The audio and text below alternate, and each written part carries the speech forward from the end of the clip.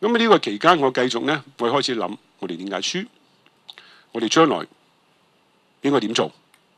於是乎呢，就出咗呢句説話啦。我所理解呢，自由黨一路以嚟呢，就係叫做一個工商黨。我初初就覺得幾啱聽啊，代表工商界冇乜問題啊。喺我直選過程之中呢，我有啲個人嘅遭遇呢，令到我開始喺度反思呢個概念係一個咩概念。喺西洋菜街有一日，我企喺個台上孭住個大聲公，好威喎，喺度嗌。不過我把聲就好快沙咁，變咗我又即係嗌得細聲啲啦，冇鬱猛啲咁勁啊。咁啊都有啲人當我動物咁睇下咁。咁啊有啲人呢，哇，上嚟埋同我影相啊、簽名啊，咁好開心啦。原來發覺佢住廣州嘅，深圳嘅都唔係我選民，好得意，乜嘢都有。咁啊，空歡喜一場咁。但係有一樣嘢我記得好得意呢，就有個人走上嚟指住我，話：呢啲有錢佬，呢個遊戲都唔係你玩嘅，你有個遊戲，你應該翻返去嗰度玩噶嘛咁。我唔係好知佢講乜，咁翻到嚟呢，我問下啲周圍嘅人啊咁，其實佢講嘅意思呢，就係工人組別，即係佢嘅意思就係話呢，香港回歸嘅時候呢，已經有咗個 structure 喺度，代表工商界界別利益嘅呢，工人組別照顧咗你。咁你係咩人呢？你係工商界，你係老闆背景，咁我哋已經設計咗啲嘢俾你啦，你咪去嗰度選咯。係嘛？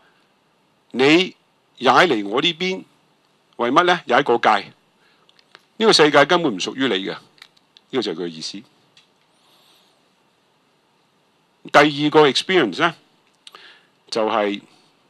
就更加令到我即係哭笑不得。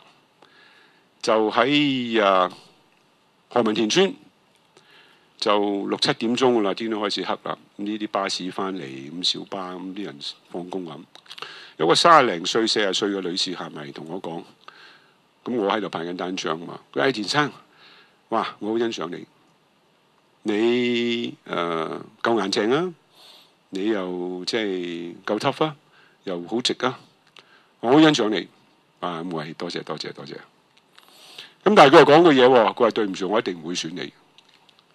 咁我好冇癮啦，咪首先啊錫我一啖，跟住就刮我一巴。咁佢呢點解唔選我呢？佢話：田生，我打工㗎，你係老闆 ，OK？ 你永遠都會同我哋係對立嘅。我冇法子 convince 到自己，你會得為打工仔着想 ，OK？ 但係佢講得嚟係好 peaceful，OK？ 咁我當然多謝佢啦。咁呢兩件事情呢，令到我一路喺度反思，到底邊度出咗問題？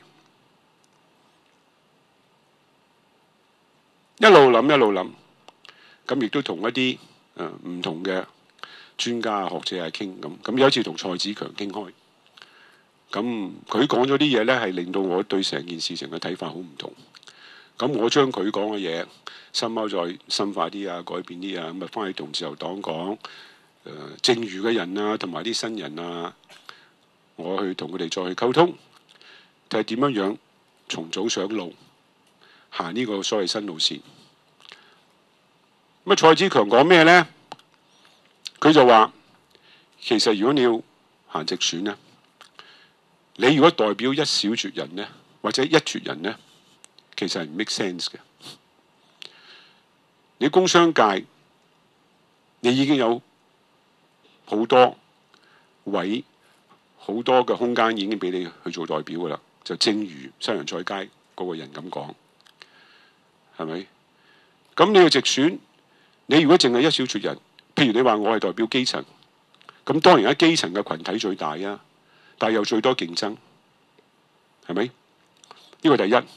第二，基層要嘅嘢係咪我嘅信念？係咪自由黨嘅信念？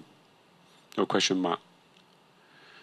咁你話你代表中產，咪中產有幾多個呢？係咪可以有足夠票數呢？咁你話你代表個中小企，你代表工商界，咁又有幾多呢？